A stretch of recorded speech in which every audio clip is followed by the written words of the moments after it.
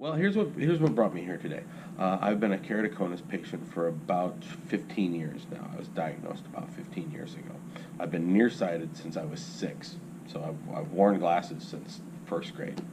And at some point late in my late 20s, early 30s, my vision kept getting worse.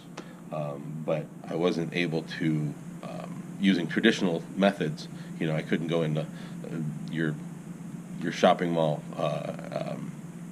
optometrist. They couldn't figure out what was going on, and eventually keratoconus became obvious.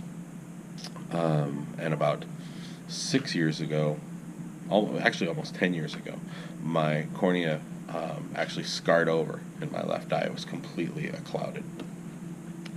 And as a result of that, I ended up needing a corneal transplant. So I'm now modeling a UCI eye bank cornea in my left eye. Here it is. And in a need for new rigid gas permeable lenses, I just happened to luck into meeting a doctor associated with this event who not only got me in scleral lenses, I'm a week into scleral lenses, but also recommended this event as an opportunity for me to network with other patients, other folks who are involved in the keratoconus community, and other doctors. It's been quite a journey with keratoconus impacting my personal and professional life.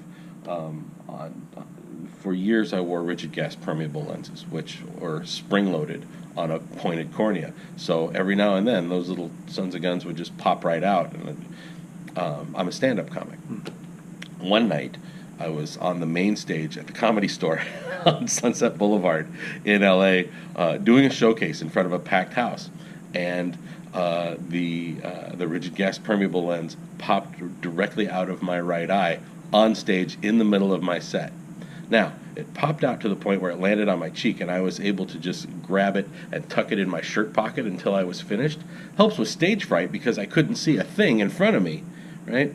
But that's an awkward situation, and with those rigid gas permeables, you never know when that thing's going to pop out. So I was afraid of driving. I was afraid of going to the grocery store. I have lost lenses hopelessly in out of town.